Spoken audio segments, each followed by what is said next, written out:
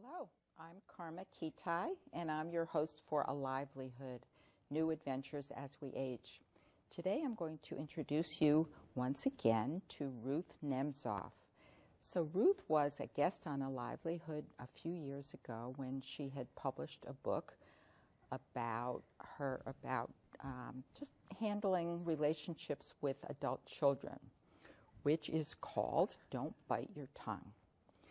So she now has published a new book about in-law relationships. So let's talk to Ruth about how that came about. Well, I had a fabulous book tour with my first book. I went to 5 countries, 300 venues. And the fascinating thing was the most common and contentious question was an in-law question. How do I get along with my daughter-in-law? How do I get along with the other parents? And it may be many sets of other parents. How do I get along with my son-in-law? How do I get along with my mother-in-law, my father-in-law? And all of that was the most common question.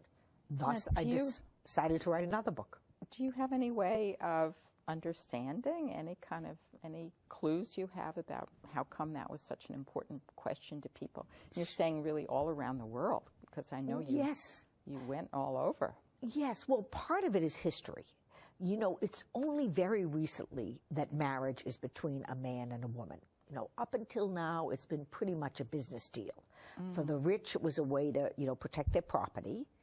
For the poor, for the giving family, the one who gave the daughter, they got rid of a mouth to feed. And for the family that was gaining the daughter, gaining the daughter was getting a servant. We also see this living on in jokes.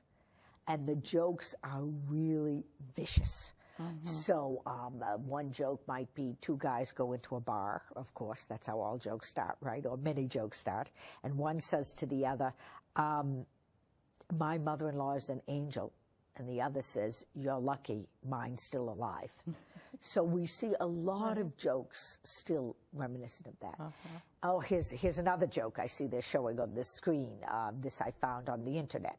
So if you Google any kind of in-law joke, you'll find a million for the son-in-law, the daughter-in-law, whatever.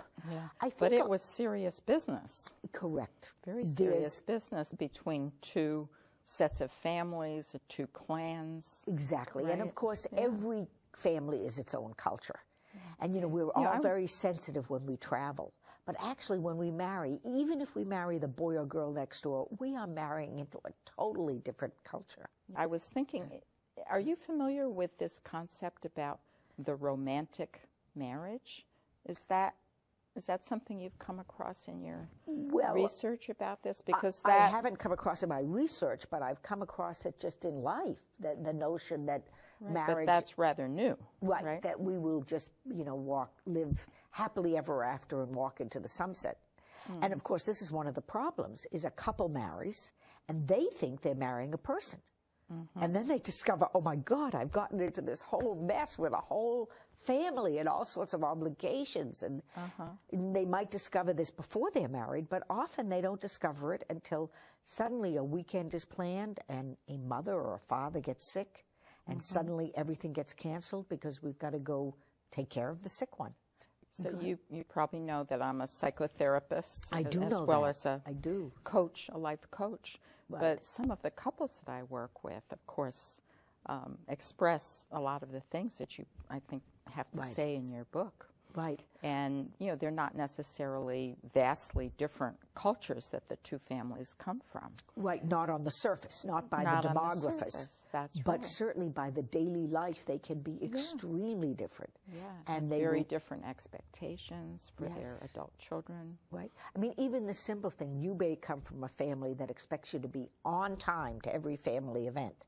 And I come from a family where, if you make it within an hour of the time, you're on time. So all of these people are parts of our lives. And so I do have chapters in the book on each one of these groups, the parents, the kids, the siblings, the 2 sets of in-laws. And often they're competing, they're competing for time with the kids. Who loves us more? Who gets more time with the grandchildren? Who's got more money?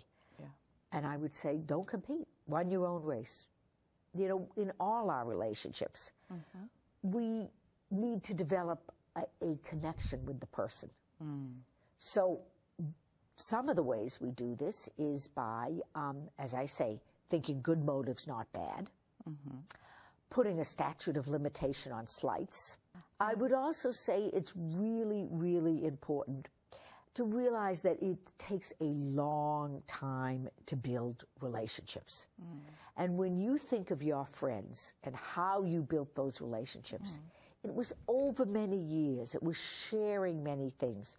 Someone becomes a part of your family, and we make the assumption that we have something in common. We may not. We need to build those bonds slowly. And over time, of course, the law makes us have certain relationships in common. So, for example, if a person dies without a will, what happens to the money? So we're connected legally in certain ways that we don't even expect to be. So you have several children yourself. I do, right? 4. 4. Yes. 7.5 grandchildren. And they're all married? Yes, so you they have are. all those in-law families? Yes, I do. And one thing I think that has made it so wonderfully pleasant for me is that we all want to reach out and be curious about each other, and instead of judging, figure out why people do things differently, because, you know, we can all learn. You know, you continue to learn and grow, and it's all been incredibly interesting. Do I remember correctly that some of your children have married into other cultures? Absolutely, yes. And it's been incredibly interesting. Oh.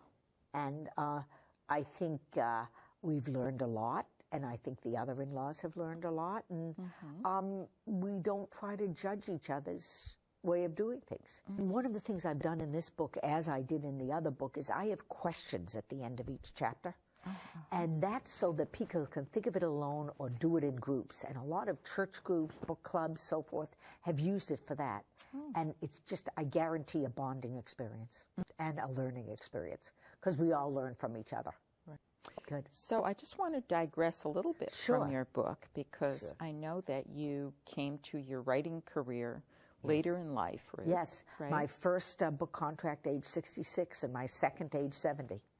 So never too late to write that book, right? Never too late, yes. And of course now with this one is by Macmillan, but it's never too late. Now we can publish on the net by ourselves, so lots of opportunity for people to write. And I really encourage people to do that. Good. So I just wanted to have you mention a few of the things that you did in your previous incarnations. Okay, because I think actually the book ties my whole life together. We've talked about the kids, but I was also a state legislator and part of the leadership of the New Hampshire legislature. And I'm very pleased now how some of my legacy of all those women in office in New Hampshire. Feel great about that. Yeah. And then I was a professor for many years at Bentley University, and now I'm a resident scholar at Brandeis University in the Women's Studies Research Center. Okay. And what was your field at Bentley? I taught U.S. government, of course, from my government background, and gender studies, because in my volunteer life, I started the women's movement in southern New Hampshire. So how can people reach you, Ruth? They can reach me at ruthnemzoff.com or my website, don'tbiteyourtongue.com. Or they can do rnemzoff at brandeis.edu. So different ways to reach you. Absolutely, yes. Okay, well, thank you so much for being here. Thank you for having me. And we'll wait for your third book.